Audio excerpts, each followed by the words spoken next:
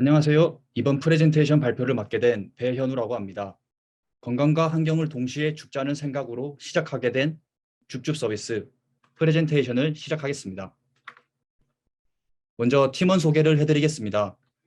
팀 SFB의 팀장인 김민성님과 제가 함께 프론트엔드를 구현했고 백엔드 구현은 박민영님, 이정윤님이 함께 했습니다. 옥차입니다. 먼저 섹션 1에서는 서비스에 대한 소개를 해드린 뒤에 섹션 2에서 주요 기능 시연을 하겠습니다. 그리고 섹션 3는 사용한 스택 소개, 자체 Q&A, 그리고 차후 개선책으로 구성되어 있습니다.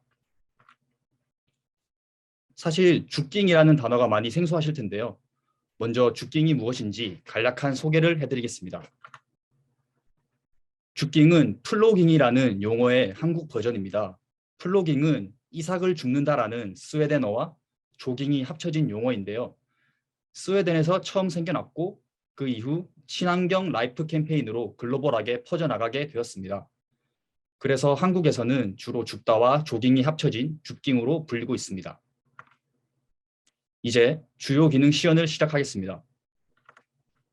캐러셀은 회전 목마를 뜻하는 영단어이기도 하며 여러 이미지나 컨텐츠를 한 공간에서 효과적으로 표시하는 방법인데요. 생소한 죽깅이라는 개념을 첫 화면에서부터 전달해드리기 위해 도입하게 되었습니다.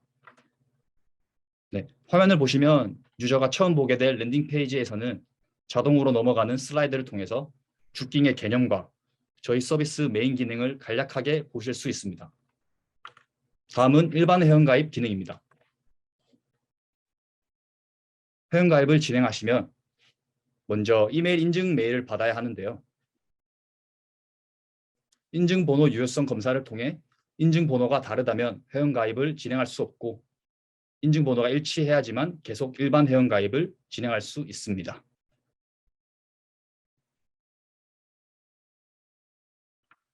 네, 다음은 일반 로그인 로그아웃입니다. 일반 로그인을 하실 때는 방금 회원가입한 아이디로 로그인하고 로그아웃 하실 수 있습니다. 다음은 구글 카카오 회원가입입니다. 네, 보시는 것처럼 구글 아이디를 이용해 간편하게 회원가입 및 로그인이 가능하고요. 마찬가지로 카카오 로그인 하는 모습입니다. 네, 다음은 마이페이지입니다. 마이페이지에서는 프로필 사진을 개별적으로 변경할 수 있는데요. 또한 닉네임 변경도 가능하고 계정 삭제 또한 가능합니다.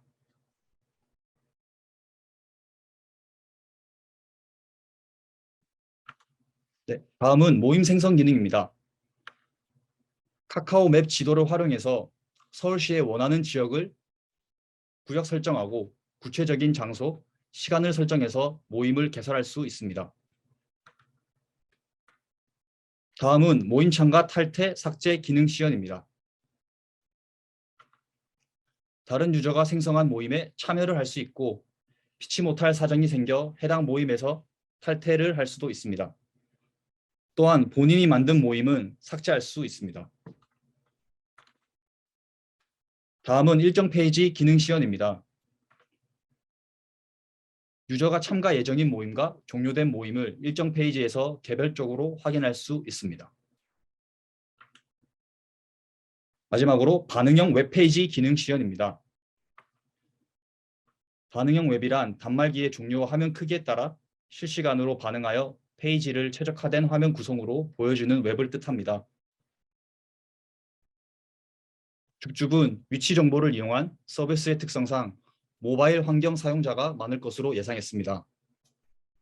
때문에 다양한 디바이스에서 접속했을 때 둘러보기 불편하시다면 서비스 이용률이 떨어질 것이라 생각했습니다. 죽줍에서는 모바일, 태블릿, PC 등 어떤 디바이스에서 접속하더라도 서비스를 이용함에 불편함이 없도록 페이지를 구성했습니다.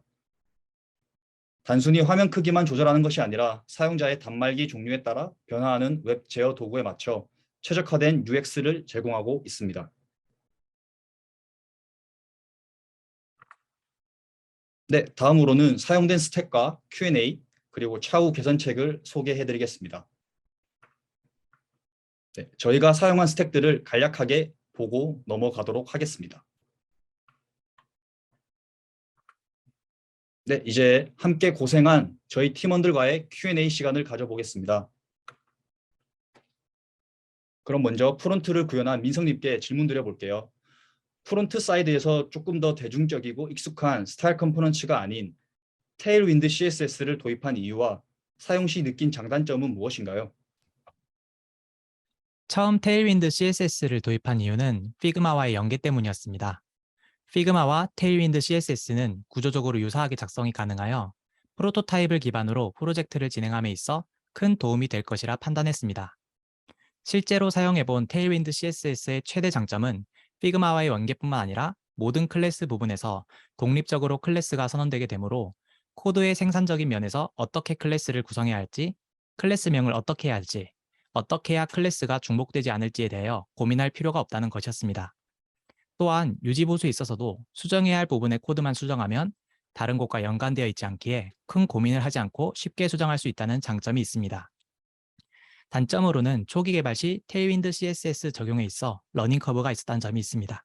이상입니다. 네, 좋은 답변 감사합니다.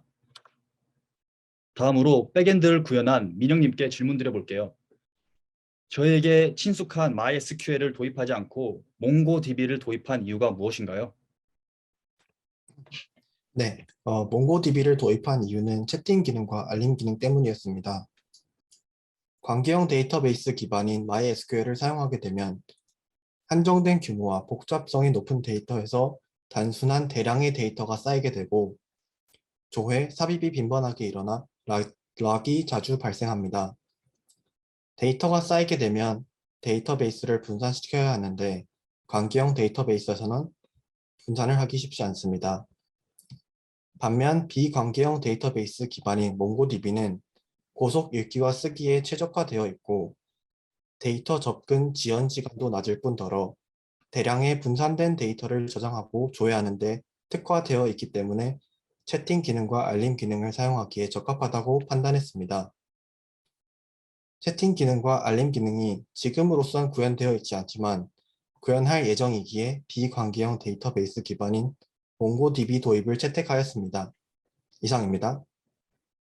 네, 좋은 답변 감사합니다. 마지막으로 백엔드 구현을 한 정윤님께 질문을 드려볼게요. 프로젝트 진행하면서 가장 힘들었던 점이 무엇이었나요? 네, 프로젝트 진행 중 가장 힘들었던 점은 팀원들 간의 소통이었습니다. 소통을 많이 하기 위해서 아침 저녁으로 미팅 시간을 가졌지만 서로 TMI적이라고 생각해서 말을 안 했거나 짧게 얘기하고 넘어간 부분에 대해서는 기록으로 남기지 않았기 때문에 후에 인지를 못하는 문제들이 있었습니다. 네. 저희 팀 모두 동의하는 부분인 것 같아요. 그렇다면 그 부분을 어떻게 해결하려고 노력했나요? 네, 먼저 각자 오늘 작업한 태스크와 힘들었던 점에 대해서 GitHub에 데브로그를 남기고 공유했습니다. 미팅 시간에 얘기했던 중요한 내용에 대해서는 미팅 로그에 기록을 남겼습니다.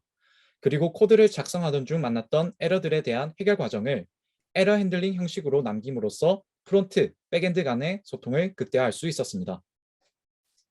네, 좋은 답변 감사합니다. 네, 다음으로는 차후 개선책에 대해 소개해 보겠습니다. 유저들이 저희 서비스를 통해 더 쉽게 소통할 수 있도록 모임별로 소켓.io를 사용하여 실시간 채팅을 구현하겠습니다.